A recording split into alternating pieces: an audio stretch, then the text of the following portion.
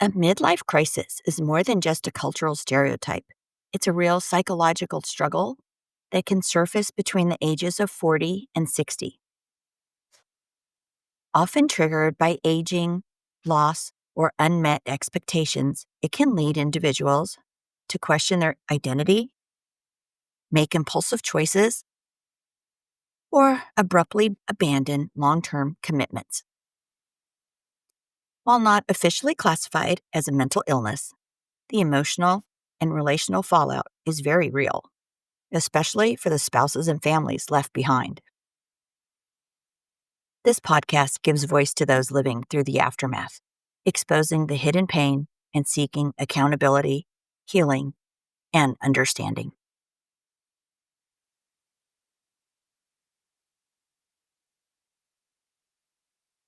The stories and events discussed in this podcast are based on our guest experiences and are intended for informational and entertainment purposes only. They should not be considered legal, medical, or professional advice. Any names, locations, or identifying details have been changed to protect privacy. Any similarities to actual persons living or dead or real events are purely coincidental. The views and opinions expressed by guests are their own and do not necessarily reflect those of the host or the podcast creators. Listeners should consult with a qualified professional regarding their own circumstances.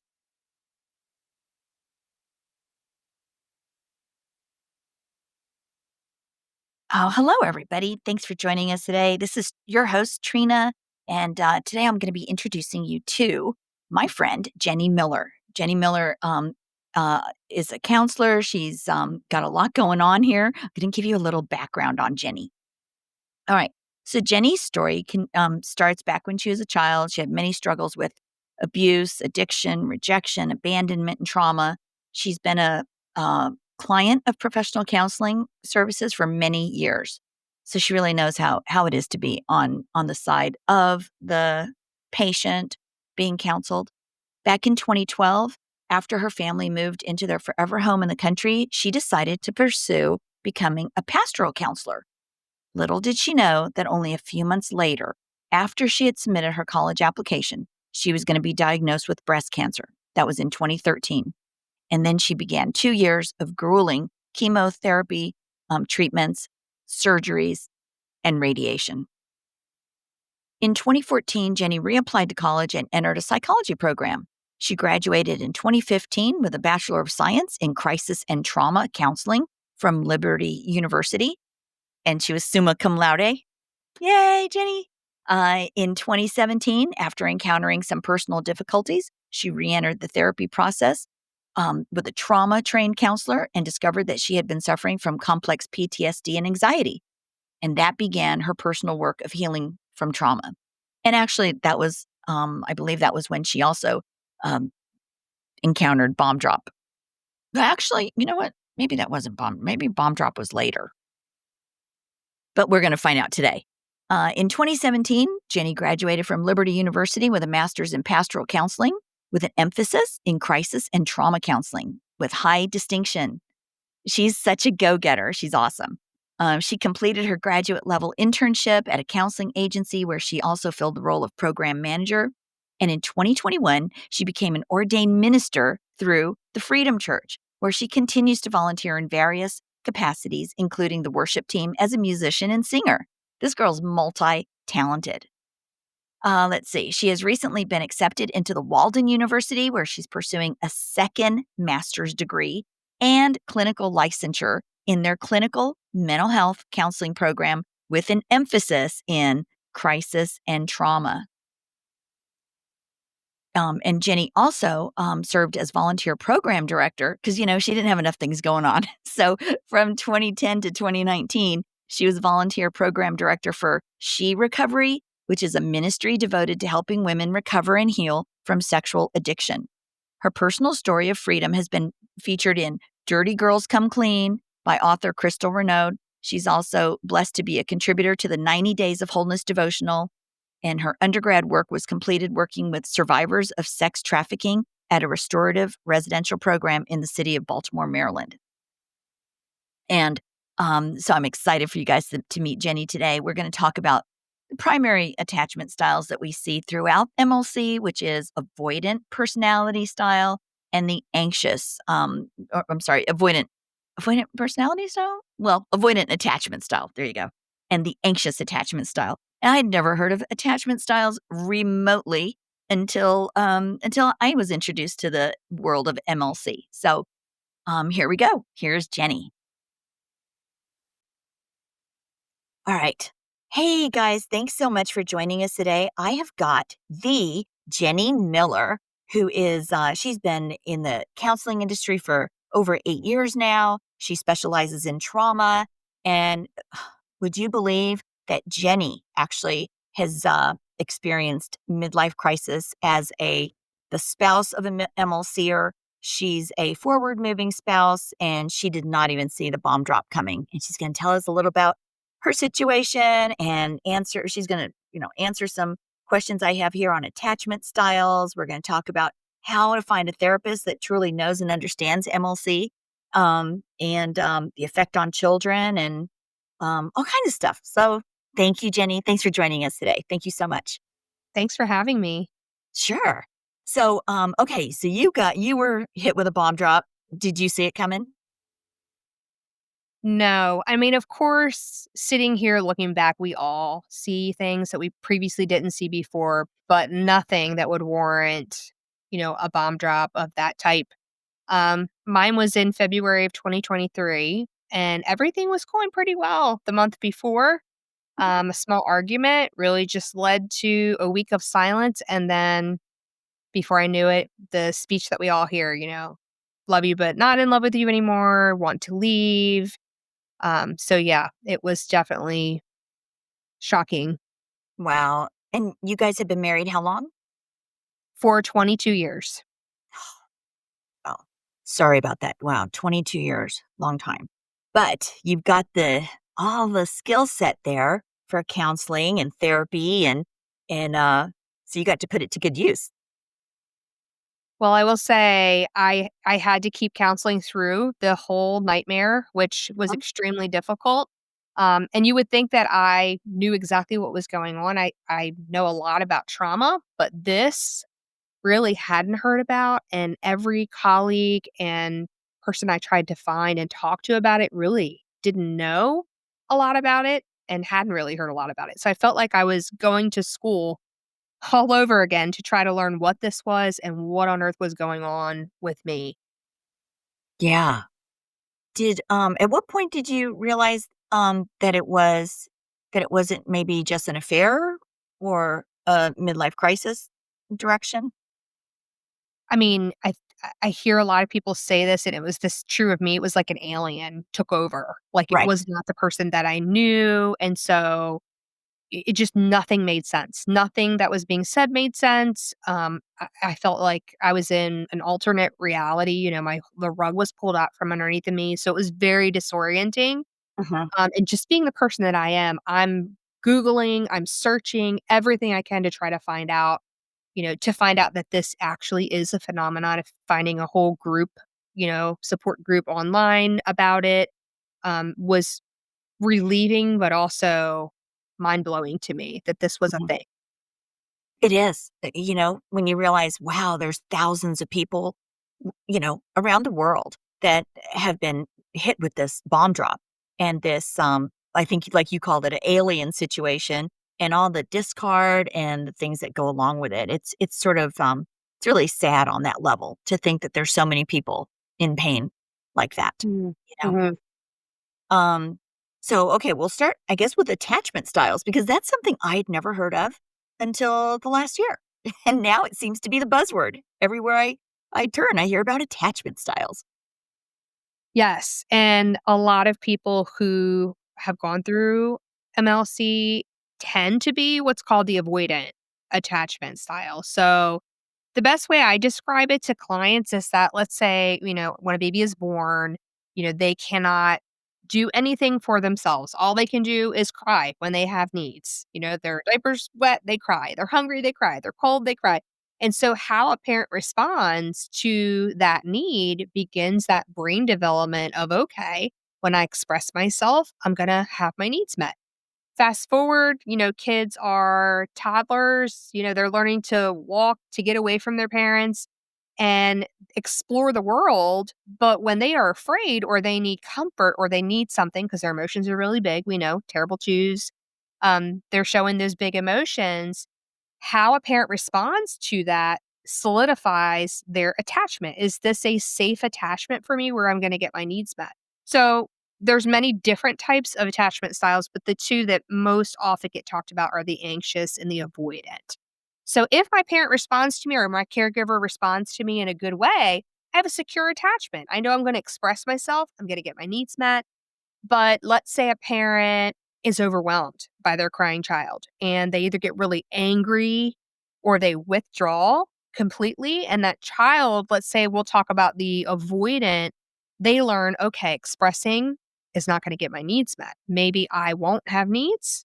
And that in some way will in turn get my needs met. And obviously, this is not happening on a conscious level because little kids don't have that part of their brain grown yet. This is a very unconscious thing that's happening. And so fast forward into adulthood, you have people that avoid and shut off that part of themselves. They have trouble identifying their emotions, expressing their emotions. Usually it builds to a point and then there's a kind of explosion. But when you couple that with trauma in any way, whether that be physical, emotional, verbal, and that also includes neglect too, not providing for needs. Couple that together, and it's almost like a volcano that is pressurizing under the surface. Wow. How That does that midlife that midlife transition that we all go through when we're like, "Whoa, am I where I need to be at this point in my life?" It's the perfect storm for wow. it to blow. So, if let's say an infant or a very young child is going in that direction of the avoidant, they're maybe slightly neglectful, a parent that's a little neglectful or and not addressing their needs as quickly, and not by choice, but just because they don't know. But uh, do the do you see symptoms of or characteristics of the avoidant mindset as a child, maybe in kindergarten, first grade, second grade, sixth grade, middle school? A hyper independence can be one of those, of like, taking care of themselves, being alone, being okay with just because they have to. They're not able to get their needs met, so they figure it out on their own. Okay. Um, So they so that can really sort of they just depend on themselves. I guess they learn to rely on just themselves kind of thing? right. Yes. Hmm. Yes. Okay. So, and then, any tips then for young parents? Because that's, a lot of us are now find ourselves with little grandchildren or grandchildren on the way. So, so let's say baby's crying. What are the best things to do? Well, yes. Obviously, when they're small, don't be afraid if I let my baby cry too long, they're going to turn into an avoidant attachment. This is a pattern of development that goes all the way through, the lifespan that they Mhm. learn. But I one thing that's very surprising that I hear from clients is that they'll come in and they'll say, I didn't have any abuse happen. Everything was okay. I don't know why I have a hard time expressing my feelings. And I say, okay, were you super responsible? Like, did you take on stuff that wasn't yours to take on? And they'd be like, yeah. And I'll be like, well, did your parents step in and say, hey, that wasn't your role? That's my job. No. So that hyper independence could be them taking on things that belong to other people, which can be some of the things that you hear from avoidance of like, that I can't be everything that you need. Mhm. Your expectations are too much and they may not be, but in their minds, any kind of dependence on them can make them angry, or make them shut down or pull back even more. That's really sad. Wow. Um, okay. And the other one you discussed was the anxious? Anxious, yes. And not to generalize, but typically the left behind spouse a lot of times can be more it's the most common pairing, the anxious and the avoidant. So what happens when that person pulls away? As an anxious attachment, you are moving in. You're kind of doing a dance around the avoidant. You're maybe trying too hard, or over functioning is a big one. I want to, when you're quiet, let me know what's going on so we can make this right. So a lot of us left behind spouses are helpers. We are givers. We are empathetic. We want to make things right but for the avoidant person, that can feel overwhelming and make them what I call turtle in, Does that mean or wait, even say there's nothing wrong, everything's okay. mm. Wait, They're so almost like avoidant, turtle meaning just they kind of go go in their shell, oh, like wow. going deep into themselves. What causes an avoidant to not appreciate the anxious? Because you would think, like, rationally, you would think that, an avoidant would say, "Oh, thank you so much for the advice," or whatever, and not turtle. Well, when you're not used to having somebody anticipate your needs Uh, and you're hyper independent, it's going to feel really weird. You don't know what to do with it. Somebody actually being attuned to your needs and wanting to take care of you, or wanting to help you, or wanting to be close, with you emotionally, you were never taught that, and so the avoidant avoids that.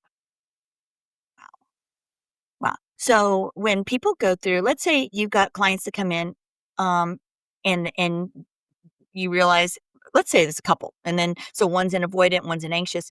Are there ways to work on that so that they can see that and Mm.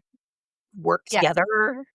Yes, the good news is your attachment style is not fused like personality. It can change. You can actually become a secure, attached person.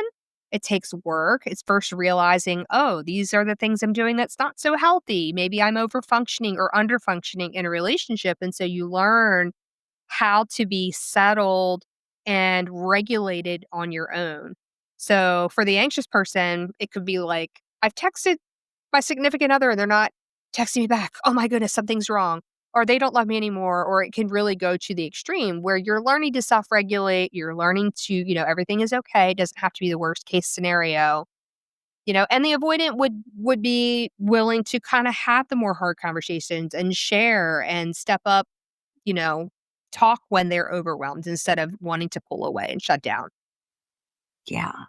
Wow. And when you bring that up to them, do they often realize, like, yeah, I just totally shut down and think nothing of it? They don't realize? Well, not everyone is self aware. So Mhm. self awareness is a big first step to realize, oh, yeah, I do this. But typically, this dance is like a dance. It works because everybody plays their part, but it doesn't necessarily mean it's a healthy dance. And usually the person that, is the most troubled is the one that brings up that they're having an issue or a problem. So it does take both people to need to work on it to change that dynamic. But at least one person can start that process.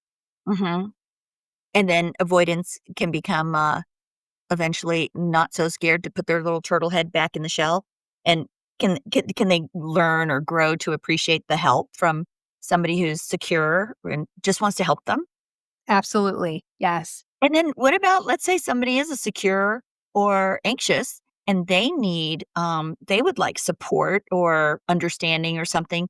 Are avoidance typically able to provide that? Or do they just not see that somebody needs help on some level? Mm, I'm not sure how to answer that one. Maybe ask the Yeah, question I'll ask again. it again. It's more like, so in my head, I'm thinking, okay, so I'm sorry, Mhm. the avoidant is avoiding. They're not letting somebody help them. But I'm wondering if they're able to help others, you know? I think it's an issue of safety. Like, thinking about vulnerability and when we're in close, intimate Mm. relationships, we're vulnerable. Yep. And so vulnerability is I think I heard somewhere in a book, it said that courage is risk times vulnerability. And so if you think about a math equation, anything times 0 is 0. So, if there's no risk, hey, I can be really vulnerable, but still there's no courage because there's absolutely no risk involved. And so when that level gets higher for the avoidant, it's gonna get trickier, because Yeah. I think at the root of it is that fear of abandonment and rejection.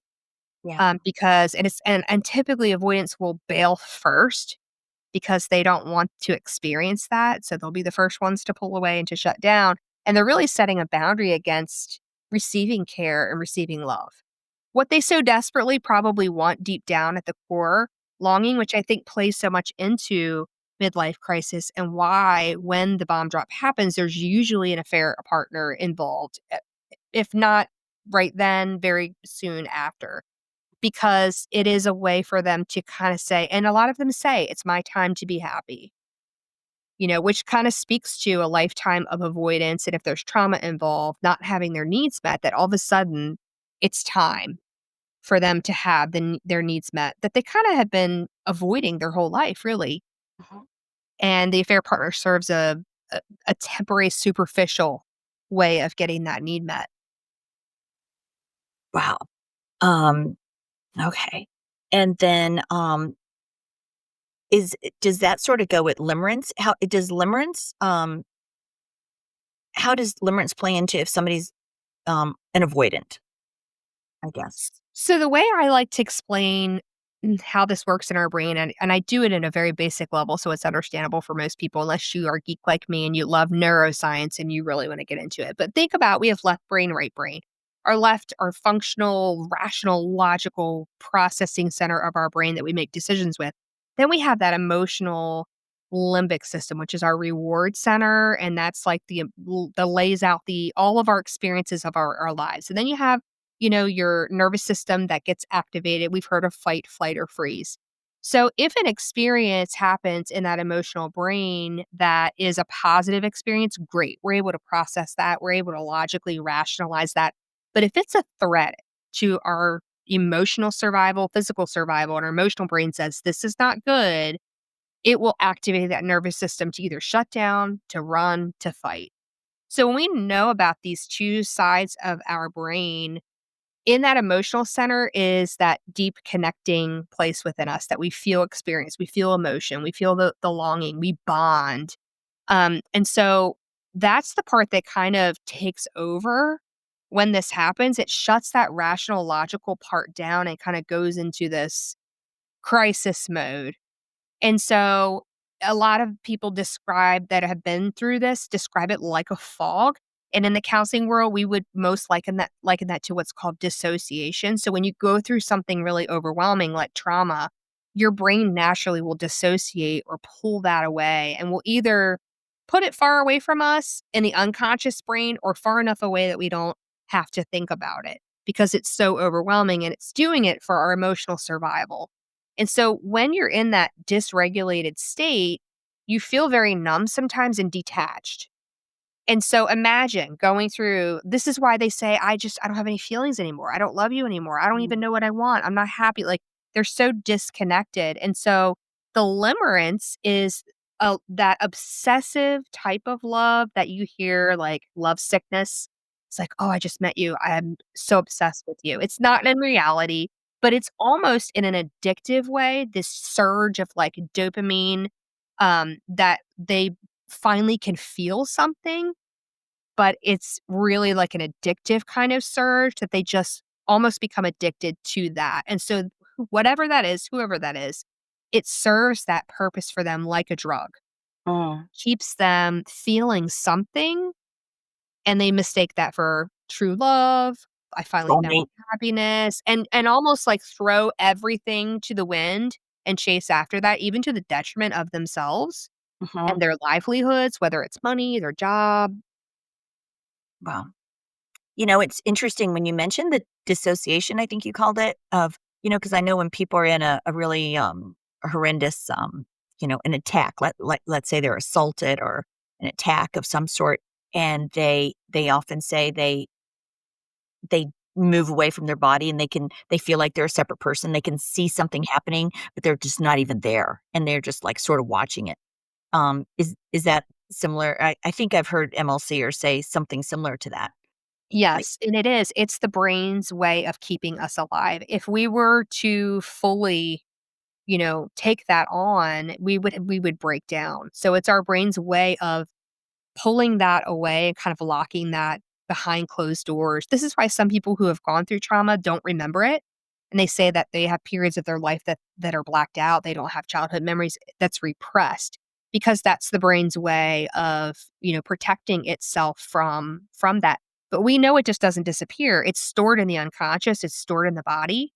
Mhm. And so imagine for someone that is avoidant, that has gone through any traumatic experience and trauma, people think of trauma like big T trauma sometimes, like abuse and car accidents and war and things like that. But little t trauma has the same effect. And this could be prolonged emotional abuse or neglect or not meeting need. It's anything that overwhelms your ability to cope. And so a lot of people go through trauma, but they do fine. It doesn't become a crisis for them. But again, if you're dissociated and detached from the emotional effects of that, it comes calling at some point in your life. Is there a connection there with narcissism, covert, overt, any of those I disorders? think there it can be, not that every MLCer obviously, and I think the word narcissist is overused a lot of times. People can have narcissistic tendencies. It doesn't mean that they're a diagnosed narcissist, but a lot of times it's that sense of self that's so neglected and broken within a person that they puff themselves up. That's more the grandiose, it's, kind of manipulative and more, but the covert is more like the victim type person where it's more passive aggressive. It's still an inner broken sense of self. Um, but that it can definitely be linked to that as well. Wow. Um, and effect on children, adult children, little children. Do you work with children yourself? So I will be. I don't right now. I work with kids as young as 12, a lot of teenagers, and you're talking about the midlife crisis and how it affects the Uh-huh. kids. Yeah. That's a big one because obviously kids are the ones that are the most affected anytime a relationship ends, lives are disintegrated, but it is so the traumatic component is that it's so sudden, and usually the bomb drop is everything blowing up, and someone's moving out, someone's leaving someone, and so the kids are just so bewildered. There's no chance to sit down and have a rational, again, this will require rational, logical conversation with co-parents that are working together for the best of the kids. But when you have a MLCer that's spiraling and running, they're not even in that kind of headspace to be able to have a conversation. Yeah. And Like that is so hard on so many levels because most people just don't get it that it's, wait, you didn't even have a conversation about this? It just happens so fast and irrational. right, and the betrayal trauma for the left behind spouse is so disorienting. Many people liken it to like a death, really, a traumatic death, but the person still lives and breathes and walks around. Hmm. So, the devastation of, if it was a real loss, you have people that are coming around you and supporting you and bringing, food and helping you with your kids. But this is so disorienting and out of character. And so many people are shocked that they don't know what to believe. It just seems so unreal. So they tend to pull away. So for the left behind spouse, who's usually the one that's trying to help the children as well as themselves, feels very isolated. Hmm. So it is really devastating for the entire family. Especially if the MLCer is also claiming abuse and rewriting history and going in that direction. Yes, yes. And that's part of the dissociation, I think, because if the reality of what they've done is true, like all of the facts are there, like they've blown their life up, they've made all these decisions, and you have to deal with those things like a normal, securely attached person would have to deal. You would have to deal with remorse and guilt. But because they are so avoidant and dissociated from those types of emotions, the only way to justify the behavior that they're doing is to create a narrative that it would make sense if the left behind spouse was the abuser. And so we talked a little bit before we started recording about Darvo, deny, attack, reverse the victim and the offender, which is what happens a lot of times where they deny what they've done, and then they start to attack the left behind person, and then they reverse the role of who is the victim and who is the offender, which is a whole other level of trauma for the left behind spouse, because not only are you wrestling with what just happened to you, now you're having to defend yourself and a whole narrative is being spun.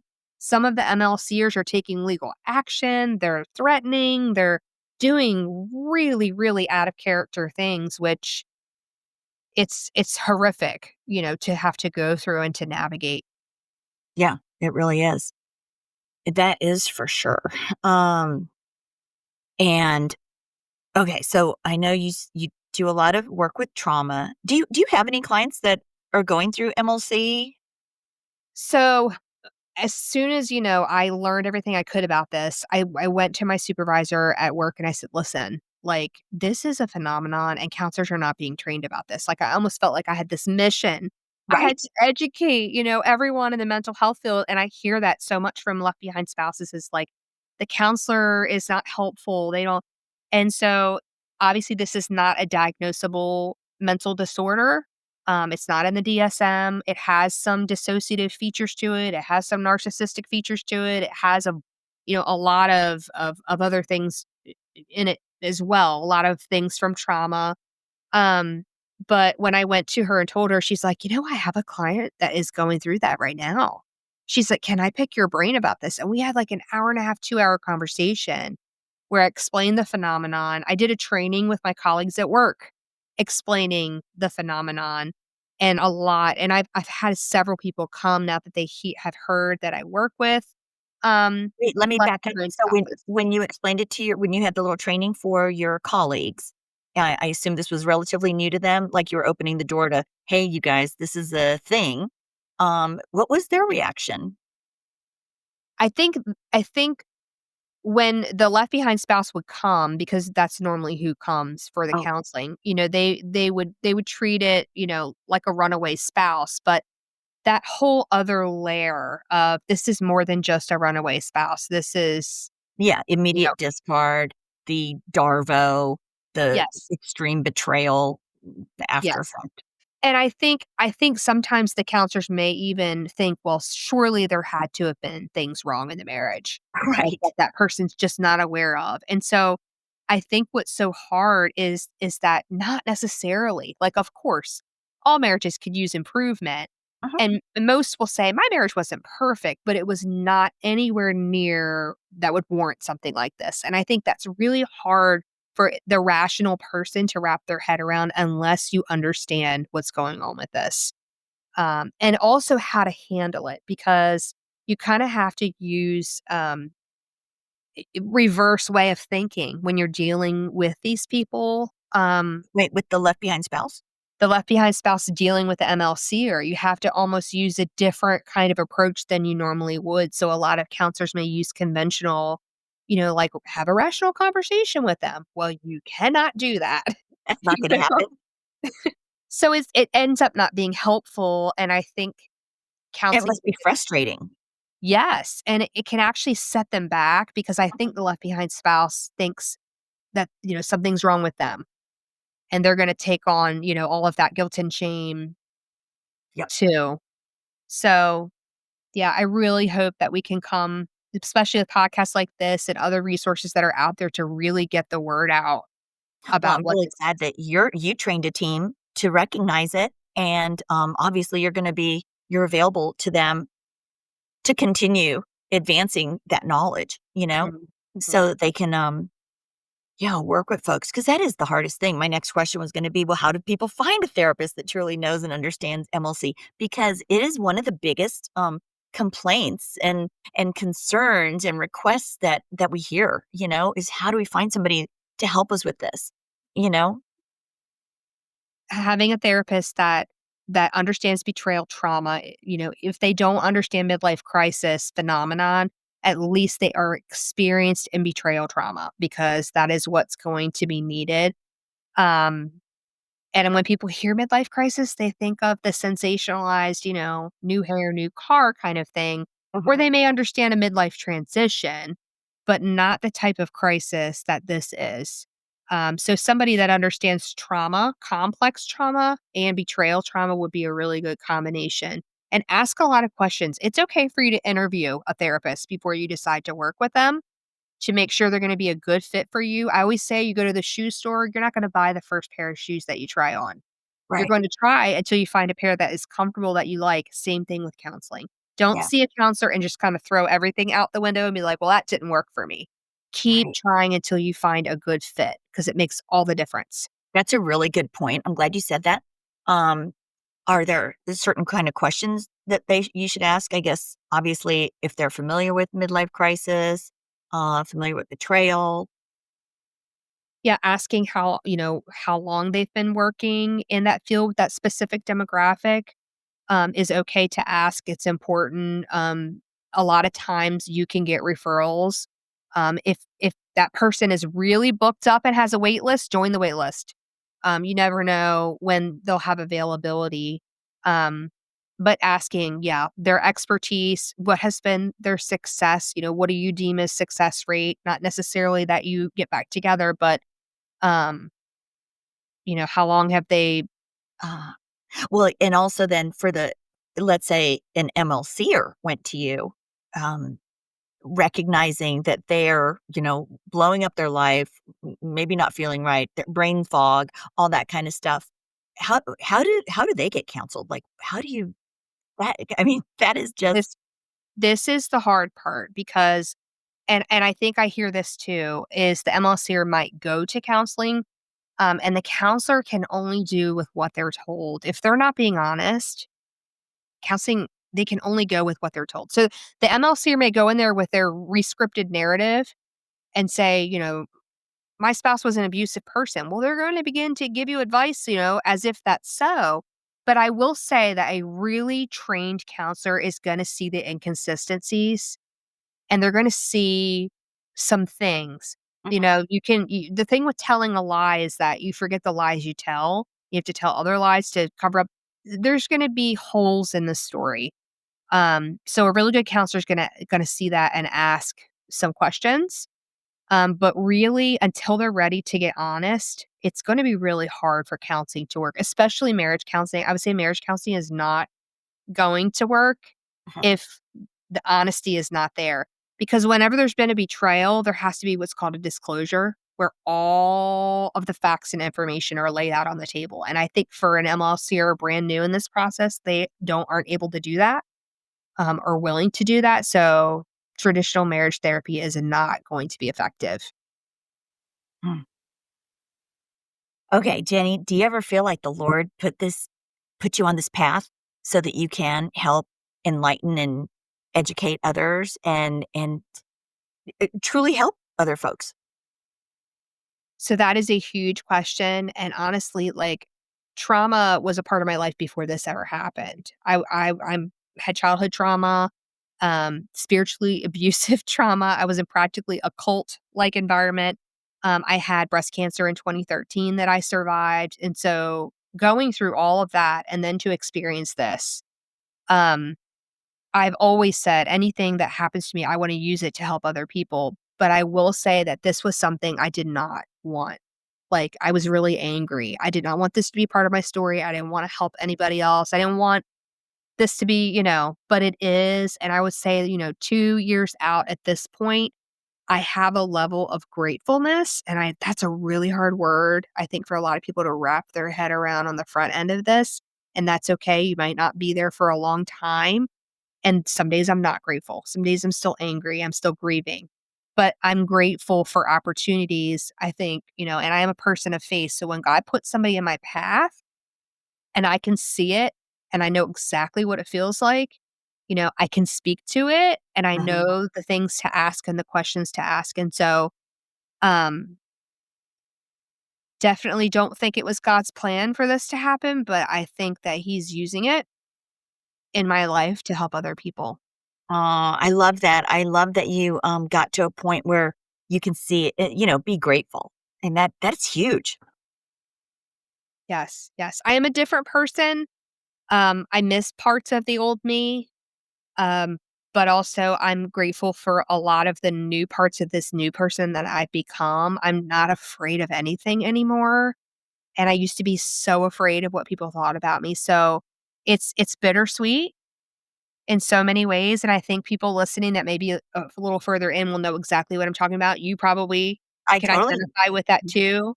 Yep. Um, but I think what is so helpful for me to know that I'm not the only one, and I hope somebody's listening to this and they can say that, like, "Ugh, I'm not the only one." That's And I so think important, and that is Mhm, the whole thing of this podcast and our guest is to let that person that just had a bomb drop yesterday or this morning, if they stumble upon this, I mean, if it was this morning, they probably aren't stumbling upon this, but seriously, if it's just been within a few days, I really want them to know that you are not alone. This horrendous thing happened to you, and it's a thing, and don't take it personally. There's nothing you could have done for your marriage. There's nothing extra you could have done. That's the thing.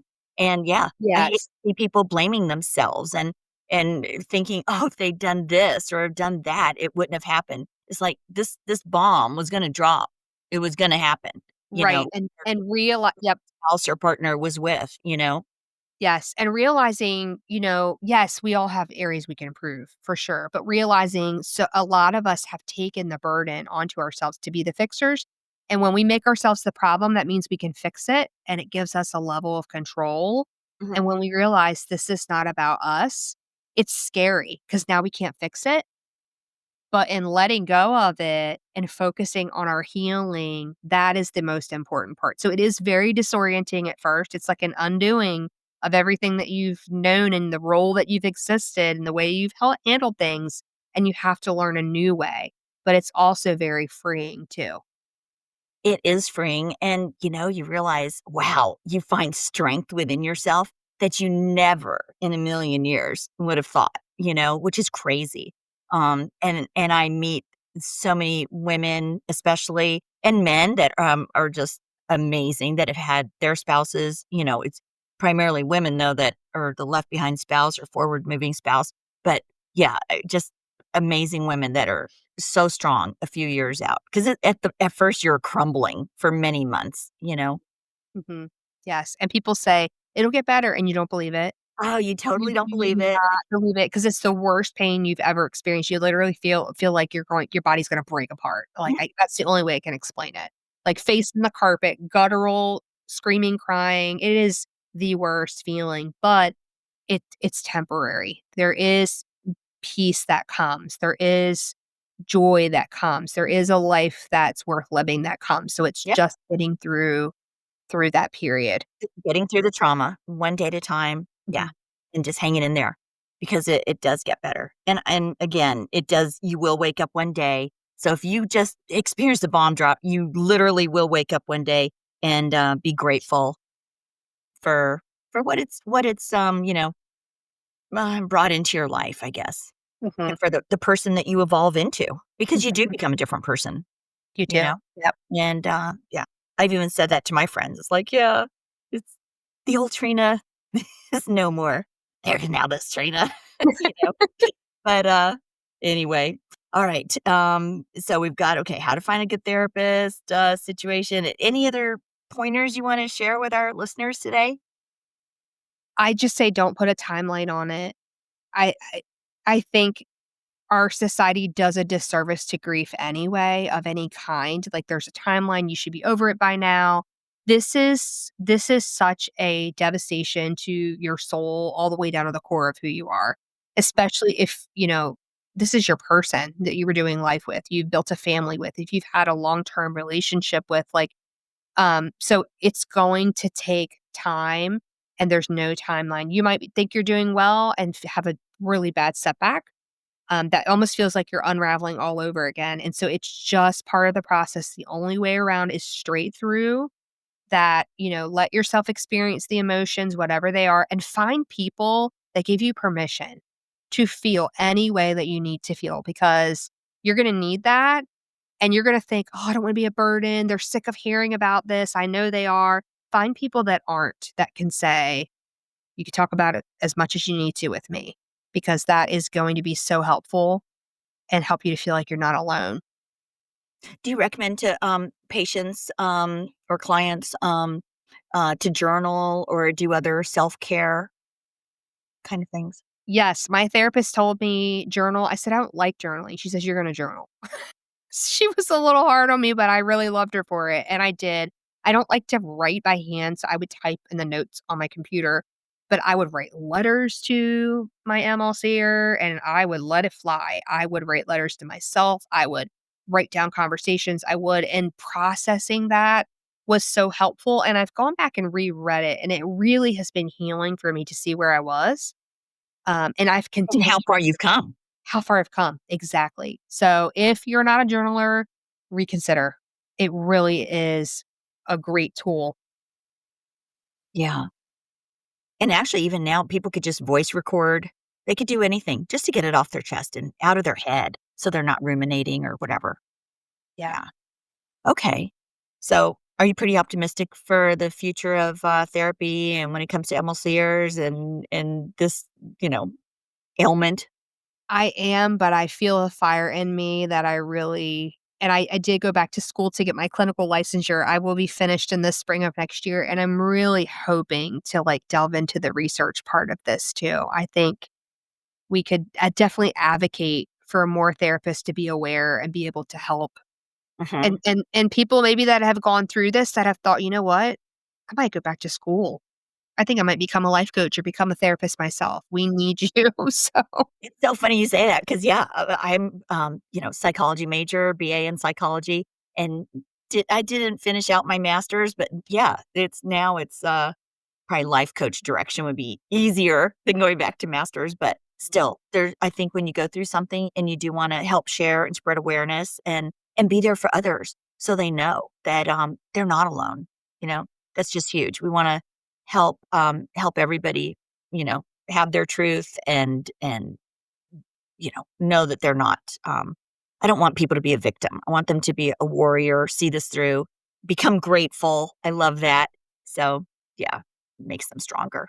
All right. yeah. Well, thank you, Jenny. Thank you so much today for this. And we'll probably, have you back another time as you're in this program and continuing to learn all kinds of stuff.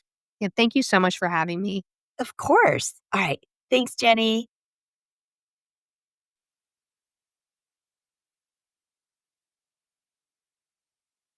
Thank you so much for joining us today on Midlife Crisis, Bomb Drop, and Beyond. Um, if you've been through a midlife crisis or been impacted,